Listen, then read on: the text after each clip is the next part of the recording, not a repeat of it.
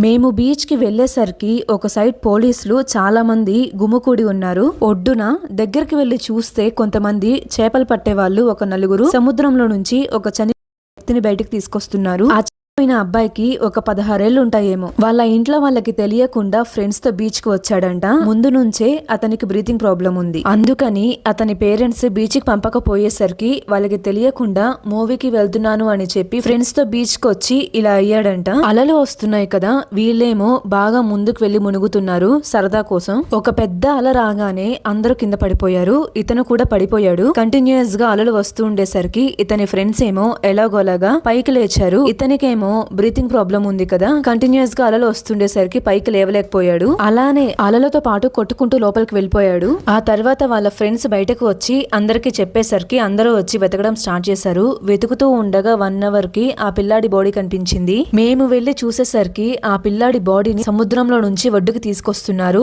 ఆ పిల్లాడిని అలా చూస్తుంటే మాకే కంట్లో నుంచి నీళ్ళు వచ్చాయి. మరి తన పేరెంట్స్ పరిస్థితి ఎలా ఉంటుందో తలుచుకుంటేనే తెలియని బాధ వచ్చేస్తుంది. 16 ఇయర్స్ కంటికి రెప్పలాగా చూసుకొని ఈ రోజు ఆ బాబుని అలా చూడాలంటే ఏ పేరెంట్స్ అయినా కానీ తట్టుకోలేరు. మీ పేరెంట్స్ కానీ ఈ ప్లేస్ కి వెళ్ళొద్దు అని గట్టిగా చెప్పారంటే మీ మీద కోపంతోనో మీరు హ్యాపీగా ఉండకూడదనో కాదు. మీకు ఎలాంటి హెల్త్ ఇష్యూస్ ఉన్నాయో వాళ్ళకి తెలుసు కదా.